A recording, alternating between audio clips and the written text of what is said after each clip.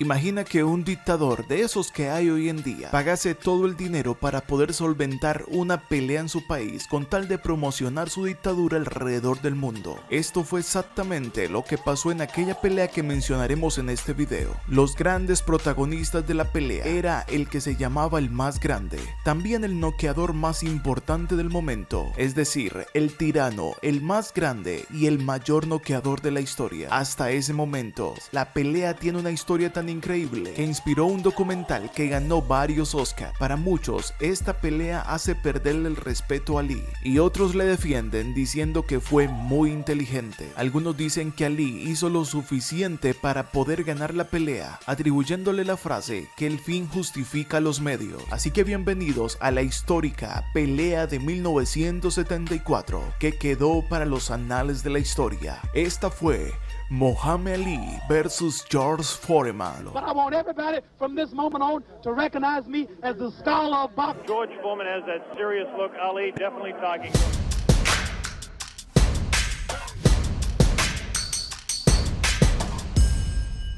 El 24 de enero de 1974, para este momento Ali tenía 46 peleas, en donde había ganado 44 y había perdido 2 peleas. Escuche bien, las 2 peleas que había perdido, una de ellas fue contra Joe Frazier, el día que perdió el título de ring, WBA y WBC de los pesos pesados, y la segunda pelea que perdió Ali fue contra Ken Norton, y en la que Muhammad Ali salió gravemente herido, pues Ken Norton partió su mandíbula. Staggered! Foreman staggered! Definitely! That's probably the hardest Foreman has been hit since... Los dos únicos hombres que le habían ganado a Muhammad Ali habían perdido nada más y nada menos que contra George Foreman. ¿Cómo así que los dos hombres que le habían ganado a Ali habían perdido aplastantemente contra Foreman? Y Joe Frazier, que también le había ganado a Ali, solamente le había aguantado 2 rounds al gigante Foreman. Tenemos que decir que George Foreman, para ese momento de 1974, tenía un total de 40 peleas. Su última pelea había sido contra Ken Norton. Ken Norton solamente duró 2 asaltos frente a George Foreman. En las 40 peleas, solamente 3 hombres habían terminado la pelea completa. Esto muestra el poderío que tenía George Foreman en sus brazos. Los números de Foreman eran increíbles. ¿Cómo es que de 40 peleas había noqueado a 37? Así las cosas, George Foreman, que había ganado el título frente a Frazier, lo había defendido contra José Román y Ken Norton. Así que sostenía el título de ring, CMB y AMB de los pesos pesados. Por otro lado, para la misma fecha, Ali no tenía ningún título mundial, pues había sido despojado tiempo antes.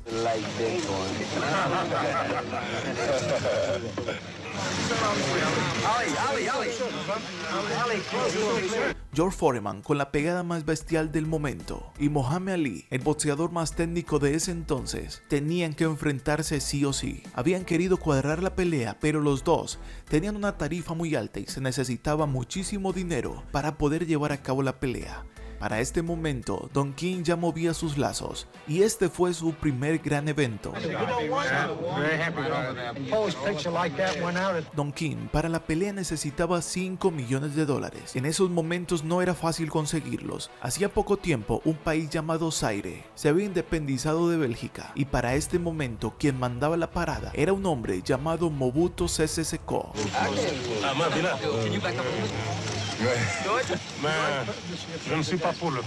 Mobutu era el dictador de la República de Zaire, lo que hoy es conocido como la República del Congo. A Don King no le importaba quién fuera el patrocinador de la pelea, lo que necesitaba era hacer dicha pelea. Recuerden que para algunos hombres, el fin justifica los medios. Así que Mobutu desembolsó los $5 millones e hizo una fiesta nacional. La pelea se pactó para el 22 de septiembre de 1974. Se programó para antes de la pelea 3 días de concierto, pero los horarios no concordaban con el horario de ver peleas en los Estados Unidos, así que le ofrecieron un buen dinero al tirano Mobutu y Mobutu aceptó que la pelea fuera a las 4 de la mañana. Esto hablamos de hora local. El tirano quería el evento más importante del mundo en su país y pudo conseguirlo. La pelea fue la primer pelea que se transmitió en vivo para los Estados Unidos y como dato curioso, no se transmitiría en el país donde se hizo el encuentro. El tirano había comprado era la pelea para que se viese en todo el mundo. Lo que menos le importaba era su pueblo, lo que más le importaba era que su nombre fuera escuchado alrededor del mundo. La pelea fue publicitada a nivel mundial como The Rumble in the Jungle, lo que en español es un estruendo en la selva. El lugar sería en Quincasa, Zaire. Los medios mundiales se volcaron para Zaire. Nadie conocía el país, que se había independizado en 1960 y en ese momento se convertía en el epicentro de la pelea más importante del mundo. Así que ya estaba todo listo para la pelea, Muhammad Ali versus George Foreman. Los dos hombres de 1,90 de estatura se medirían en una pelea en la que no se podía decir quién era el favorito, pero George Foreman recibió una herida en uno de los entrenamientos y todo se postergó para el 30 de octubre de 1974. George Foreman has that serious look. Ali definitely talking to him. Antes del encuentro pasaron cosas puntuales que hacen que Foreman haya dicho que la pelea fue un robo. Yo llamo a la pelea en la jungla el atraco en la jungla. Fui allí con 2 cinturones de campeón de los pesos pesados y volví sin ninguno. Esto solamente lo dijo él. Sin embargo, les voy a poner en la palestra todo lo que sucedió aquel día y tú compartirás la opinión en los comentarios. Antes de la pelea, el entrenador de George Foreman le dio agua a beber a George. George, cuando tomó su primer trago, le supo extraña el agua que le estaban dando. Esto dijo Foreman al respecto. I got into the ring and generally I dry out, well, go without water. This night in Africa, the same water, same ceremony, here's your drink of water. I said, hey, this water tastes like medicine. My trainer, Dick Sattler, said, same water as always. And I didn't want to make him feel bad. So I took another drink. I said, man, this water has medicine in it. Same water as always. He said, look, I'm taking a drink. And I took an ice. And that was different. The water was different that night. Después de tomarse el agua, Foreman dijo que no volvió a ser el mismo y que decayó y que por esto la pelea no la pudo realizar como él quería hacerla. Otro punto importante que hay que resaltar antes del encuentro es que Dundee, el entrenador de Muhammad Ali, con una llave aflojó las cuerdas del ring. Las cuerdas quedaron muy destempladas. Muhammad Ali tenía una estrategia con esto. Una vez empezó el encuentro, Muhammad Ali empezó a usar las cuerdas como una de las mejores armas. Ali sabía que si se dejaba poner un golpe bien dado de Foreman, estaría muerto. Así que aprovechaba las cuerdas al máximo para mantenerse lejos de los golpes de Foreman. Y Ali los esquivaba a todos recostándose en las cuerdas. Cualquier parecido a Floyd Mayweather es pura coincidencia. Unusually slow with his hands. Look at this now. All of a sudden he opens up. A right hand lead by Foreman this time. Another right hand. A good right hand. By that. Mientras que Foreman lanzaba y lanzaba golpes y no podía conectar el que necesitaba para acabar la pelea, el público gritaba Ali Bomaye. Ali Bomaye significaba Ali mátalo.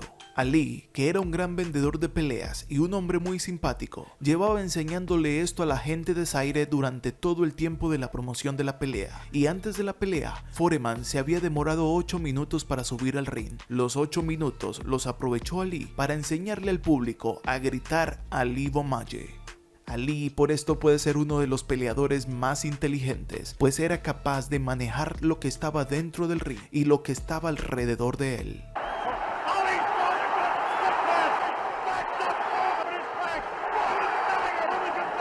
Seguían pasando los rounds y Foreman no hacía sino mandar golpes y Ali esquivarlos. Aunque recibió buenos golpes, fueron muchos los que evitó recibir. Foreman poco a poco se empezó a ver más menguado y Ali empezó a sacar los puños. La estrategia con las cuerdas había funcionado perfectamente. La pelea estaba pactada para 15 rounds y en el round número 8, Ali pudo conectar una combinación ante Foreman y Foreman se fue al suelo. No fue capaz de ponerse en pie a tiempo y a esto le sumamos que el árbitro contó demasiado rápido.